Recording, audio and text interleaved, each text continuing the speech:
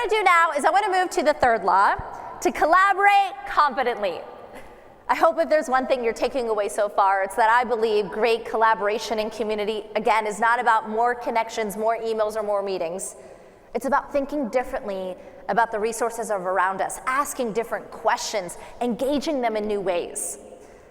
One of my favorite examples is one organization that recently created an initiative called Cut the Crap Committees. Yes, that's literally what it was called, and it allowed anyone to share a process or procedure that was inefficient in the organization, and they couldn't complain about it. They had to come up with a better rule or process. So hundreds of ideas were shared, from how to run budget approval processes, how to run meetings. But there was one unique cohort that had some of the best ideas, and they were ideas that were rarely shared in the past. It was admin assistants. They had seen all the breakdowns, but had never been invited to a collaboration or innovation meeting. Today, the admin assistants at this organization run the Cut the Crap committees. They have a virtual community across different locations. They collect ideas from teams and bring it to leaders. That's what collaborating confidently looks like. It starts by asking ourselves, who else could solve these problems? How could we engage them? How can we activate the intelligence all around us? Collaborating confidently is also about remembering, with all of the priorities we have, great collaboration is not about adding more, it's about prioritizing. Making sure that we're regularly asking ourselves at the end of the meeting what we need to do. What are the top 3 priorities, not just the 10? How would we order them so that our colleagues are focusing on thoughtfulness versus hastiness? And even just simple questions like, what does good look like? What does done look like? What's out of scope for projects can allow us to really prioritize in better ways. Last but not least, collaborating confidently is also just about paying attention to the details. And sometimes the little things matter more than ever today.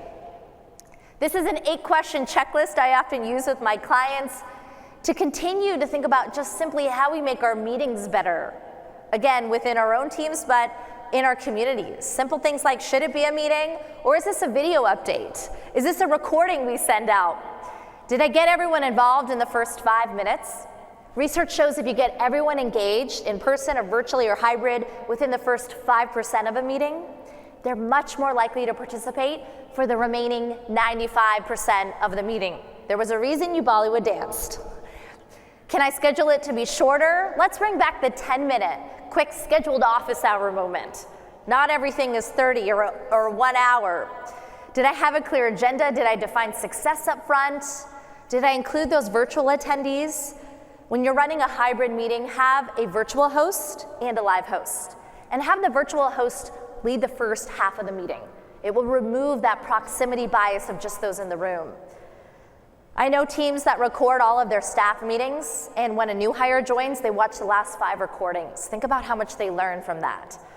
I've heard from my friends, my Kennedy School alums that are in local government, just simple things like recording town hall events, being able to put it on the internet, translating it into Spanish and other languages has allowed them to engage underserved communities in new and different ways, to be able to connect and spread their message and impact. Last but not least, when it comes to collaborating confidently today, we all have to ask ourselves, even if we're fully 5 days a week in the office, we have to ask ourselves, what do we miss most when we're not in person?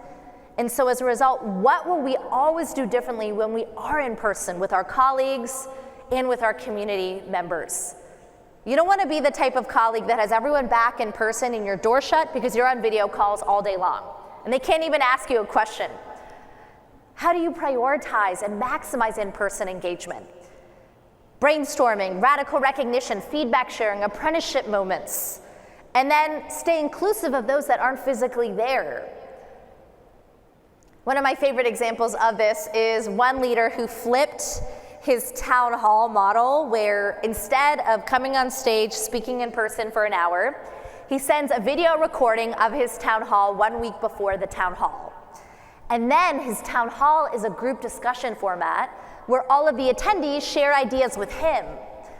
He said, I never want to go back to the old school lecture format in person. When we are in person, we want to hear from everyone else. and really think thoughtfully about how to engage people beforehand.